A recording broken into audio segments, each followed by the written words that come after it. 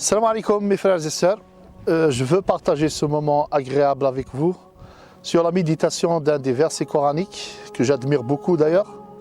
Et quand Allah Azza wa Jal dit dans son Coran, قُلْ يَا أَهْلَ الْكِتَابِ لَسْتُمْ عَلَى شَيْءٍ, dit aux gens du livre, vous n'êtes sur rien. Alors c'est un verset qui m'a beaucoup choqué.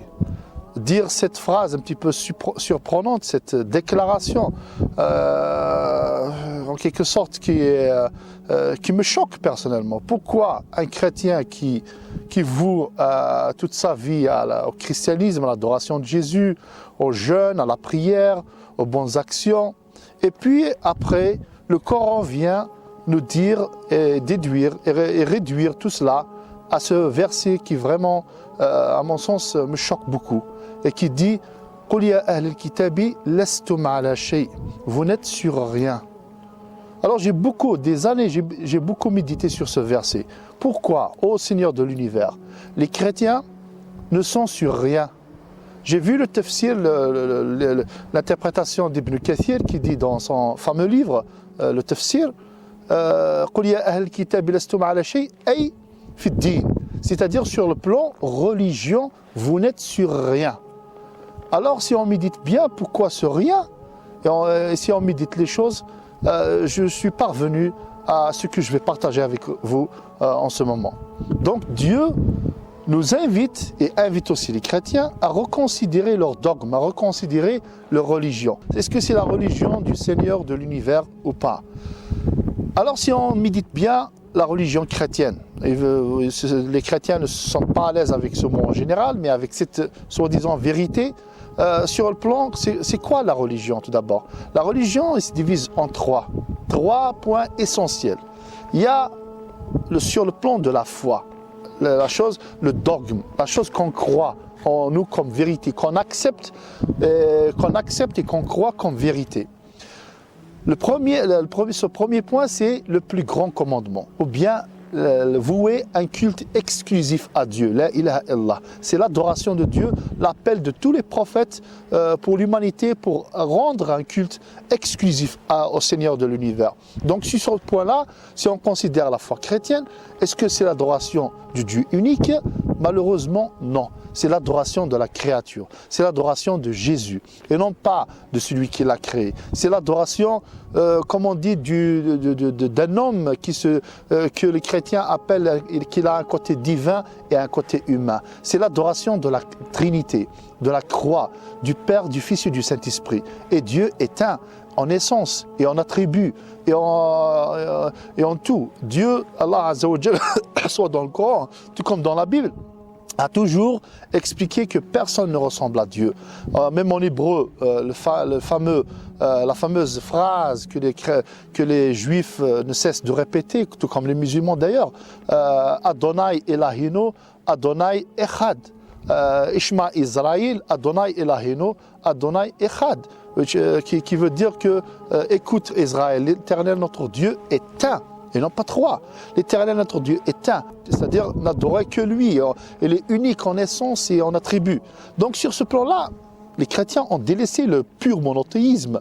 Et, on apprend là une doctrine païenne, une doctrine polythéiste qui est contraire au prêche et à la religion, au prêche des prophètes et à la religion de Dieu. Ça sur le premier point.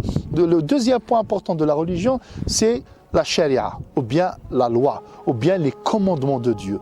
Là aussi, sur ce plan, les chrétiens nous disent que, surtout l'apôtre Paul, qui est derrière tout ça en quelque sorte, et Jésus est complètement innocent de cela, parce que Jésus lui-même disait, et je sais que le commandement de Dieu est la vie éternelle.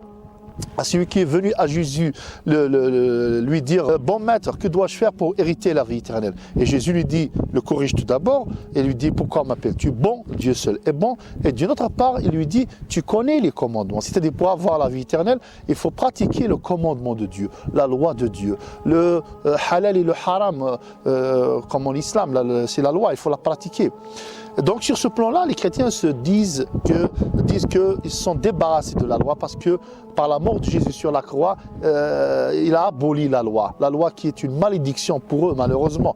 La loi de Dieu, c'est une bénédiction, c'est une miséricorde, mais pour eux c'est une malédiction et Jésus l'a abolie. Alors que lui-même disait, je ne suis pas venu abolir la loi, mais l'accomplir. Et c'est tout à fait le contraire des enseignements de Jésus. Et d'une autre part, le troisième point essentiel de la religion, c'est la miséricorde. D'ailleurs, toutes les religions ont fait appel à cela. Dieu, à travers ses prophètes, a fait appel à ce qu'on appelle la pratique de la miséricorde. Et Dieu lui-même pratique la miséricorde par quoi? C'est que le croyant, il pêche, tout le monde pêche, c'est tout le monde qui commet des péchés, mais on revient à Dieu parce que Dieu pratique sa miséricorde, le pouvoir de pardonner. Et quand Dieu, tu reviens à Dieu sincèrement et tu te repens, et Dieu par sa miséricorde accepte ton repentir. Donc qu'est-ce qui reste de la religion de Dieu? C'est trois points essentiels: le tawhid, le pur monothéisme, et le deuxième point, la sharia, la loi, les commandements de Dieu, et le troisième, c'est la miséricorde de Dieu. Tout cela n'existe pas. Les chrétiens ont remplacé le tawhid, le monothéisme, par l'adoration de Jésus et la Trinité et le divin et l'humain de Jésus. Ils ont remplacé la charia par les enseignements de Paul, et la miséricorde de Dieu, ils l'ont remplacé par la croix, par la mort de Jésus sur la croix. Que reste-t-il dans leur religion? Il ne reste absolument plus rien. Gloire à Dieu qui nous a ouvert sa sagesse pour comprendre ces choses-là, et comme le dit, et c'est un appel de Dieu à revenir à lui. À revenir à lui, comme la révélation faite à Moïse, quand Dieu lui se révéla à Moïse sur la montagne en disant: et j'ai été choisi. Écoute alors ce qui te sera révélé. Moi, je suis Allah, l'unique. Il n'y a point de divinité auprès de moi.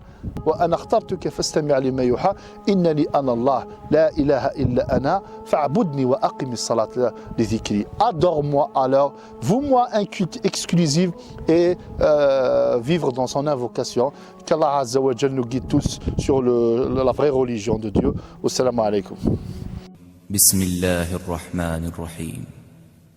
طه ما أنزلنا عليك القرآن لتشقى إلا تذكرة لمن يخشى تنزيلا ممن خلق الأرض والسماوات العلى الرحمن على العرش استوى له ما في السماوات وما في الأرض وما بينهما وما تحت الثرى وإن تجهر بالقول فإنه يعلم السر وأخفى الله لا إله إلا هو له الأسماء الحسنى وهل أتاك حديث موسى إذ رأى نارا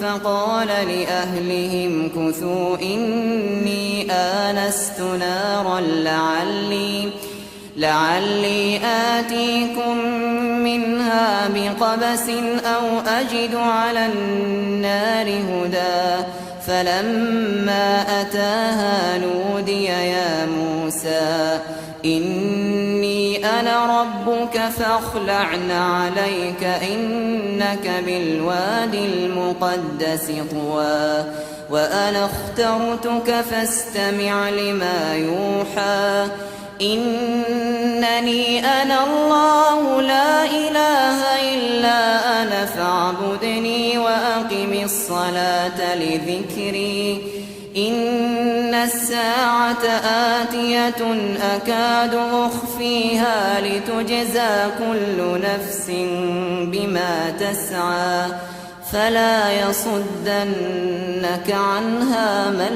لا يؤمن بها واتبع هواه فتردى